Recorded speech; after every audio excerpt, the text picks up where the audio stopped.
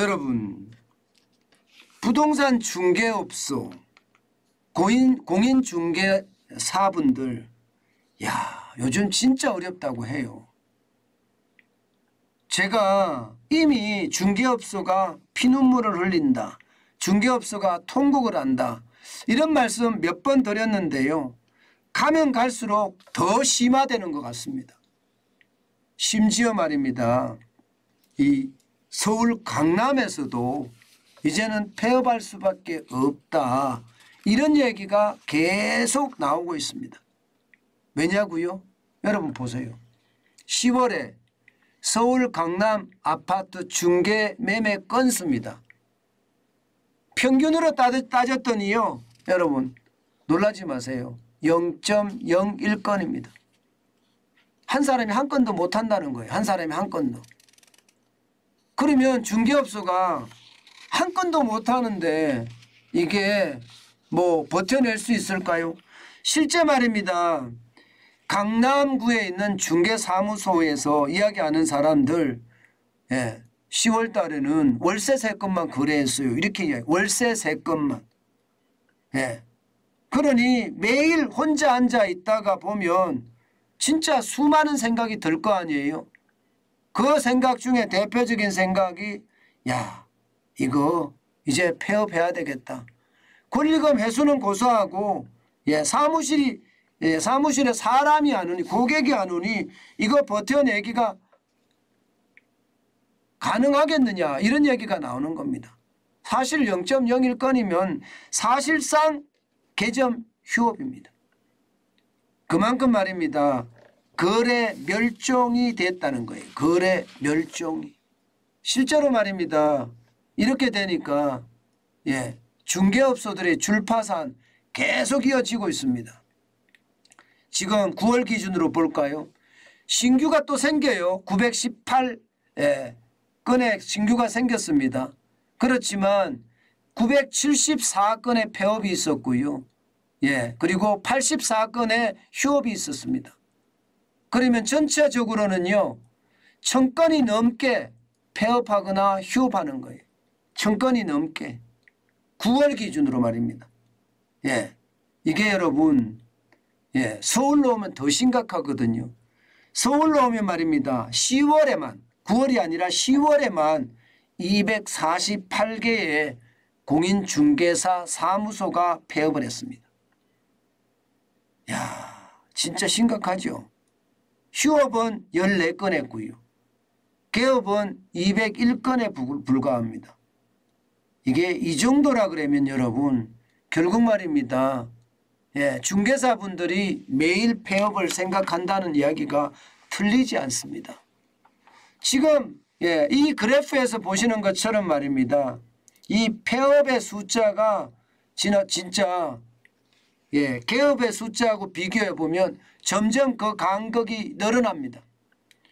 한때는 말입니다. 1월만 하더라도 개업하는 사람들이 1993건이었어요. 폐업은 974건밖에 안 됐고요. 그러니까 개업이 많습니다. 2월에도 1480, 3월에도 1490, 4월에도 1415, 5월에도 1000, 7월까지 1000이에요. 그러다가 8월부터 906건, 개업이 918건 이렇게 줄어듭니다. 그리고 실질적으로 폐업도 더 많이 늘어납니다. 더 많이. 이게 결국은 말입니다. 시장 전체에 미치는 영향이 굉장히 크다는 이야기가 되는 거예요. 중개사분들이 줄어드는 것은요, 시장이 이게 완전히 붕괴됐거나 아니면 멈춤이 됐거나, 그것도 아니면 뭐 빙하기라고 하나요? 얼어붙었거나, 그런 이유거든요. 지금 시장은요, 완전히 얼어붙어 버렸습니다. 서울 아파트 매매 수급 지수를 보면 11월 21일 현재 67.9예요. 살려고 하는 사람이 100일대가 이게 평균이거든요. 평균 100일대가. 그런데 67.9면 살려고 하는 사람은 67.9고요. 팔려고 하는 사람은 더 많아진다는 이야기잖아. 더 많아진다. 그러면 분명히 매수자 우위 시장이 되는 거거든요. 매수자 우위 시장. 매수자 우위 시장이라는 것은요. 계약하러 가서 나 1,000만 원만 깎아주세요. 그러면 깎아주는 거예요. 2,000만 원만 깎아주세요. 깎아주는 겁니다. 반면에 매도자 우위 시장 다시 말해서 67.9가 지난 2월 8일에 111.9가 됐던 것처럼 이렇게 100을 넘어가면요. 매도자 우위 시장이 됩니다. 그러면 파는 사람이 아유 나 이 가격에 못 팔 거예요. 3,000만 원 더 올려주세요. 그럼 올려줘야 되는 게 이게 매매 수급 지수라는 거거든요. 근데 매매 수급 지수가 이렇게까지 빠지니까 결국 말입니다. 시장은 꽁꽁 얼어붙다 못해 이것은 시장 멈춤이라고 이야기할 만하다. 이렇게 이야기합니다. 시장 멈춤. 시장 멈춤이 되면 어떻게 되겠습니까? 시장이라는 것은 활활 돌아가야 됩니다. 그래야지 시장의 어떤 분위기가 더 좋아지는데 시장이 멈춤이 되면 그 시장은 붕괴됐다고 해도 과언이 아닙니다. 문제는요. 앞으로도 더 심각해질 거라는 거예요. 왜냐하면 이거 한번 보세요. 서울 아파트 매매 시가 총액입니다. 지금 지난 6월만 하더라도 1342조 8267억 원이었습니다. 그러던 것이 10월에는요. 1330조 102억 원이에요. 적어도 말입니다. 12조 8천억인가요? 12조 8천억 원가량 빠졌습니다. 굉장히 빨리 빠지죠. 속도도 빠릅니다. 12조에 12조. 12조면 1342조 8200 이게 67억 원에 비하면 10%는 안 되지만 10% 근접하잖아요. 10% 근접하잖아요. 그만큼 말입니다. 집값이 계속 떨어진다는 거예요. 집값이 떨어지는데 거래라도 활성화가 되면 다행인데 거래가 안 돼요. 거래가 아주 많이 줄어들었습니다. 그러니 팔려고 하는 사람은 비싸게 팔려고 하고 살려고 하는 사람은 지금 하락기인데 더 떨어질 때까지 기다리자 이런 생각을 하니까 이게 시장에서는요. 수요와 공급의 곡선이 제대로 마주치지 않는 거예요. 이게 수요 곡선은 이게 굉장히 낮은데 공급 곡선은 어떻게 되는 거예요? 공급 곡선은 결국 말입니다. 수요 곡선은 이렇게 떨어져요. 이렇게. 공급 곡선은 이렇게 올라갑니다. 그러면 가격 결정선이 분명히 정해지는데 이 가격 결정선에서 파는 사람들이 안 판다는 거죠. 사는 사람들도 안 사려고 하는 거고. 그러니 거래가 완전히 망가진 거. 그렇게 되면 여러분 결국 말입니다. 공인중개사분들의 고통은 아직 끝나지 않았다예요.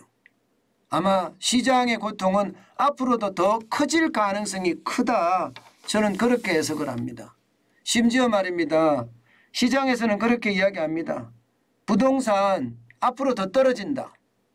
그리고 이게 올해 끝나는 것이 아니라 내년에도 떨어지고 이게 후년에도 떨어질 가능성이 크다. 이렇게까지 시장은 예측하고 있습니다. 그 이유는 금리 때문입니다. 금리가 계속 올라가니까 이게 금리 감당을 못해서 이게 결국은 집값이 떨어지고요. 여기에다 3기 신도시며 또 윤석열 정부의 부동산 공급 정책이 206만 가구잖아요. 이것까지 한꺼번에 몰렸을 때는 이제 집값은 떨어질 일만 남았다. 이렇게 시장은 예측하고 있습니다. 여러분 저는 공인중개사분들이 앞으로도 쉽지 않다 생각은 드는데 분명한 것은요. 거래만 일어나면 그나마 다행이다. 아마 거래라는 것은 이제 더 이상 집값이 안 떨어진다. 이제는 팔아야 되겠다. 뭐 이런 생각이 들면 거래가 일어나지 않을까요? 그때까지 버티는 게 참 쉽지는 않겠지만 절대 포기하지는 마세요. 포기하지 않으면 그 속에는 기회가 반드시 있으니까 그 기회를 잡기 위해서 버티고 또 버티는 것. 집값은 떨어질 겁니다. 그리고 분명하게 수요와 공급 곡선은 마주칠 거예요. 그러면 거래가 일어나니까 조금만 더 버텨보시면 어떨까요? 저는 그렇게 생각합니다.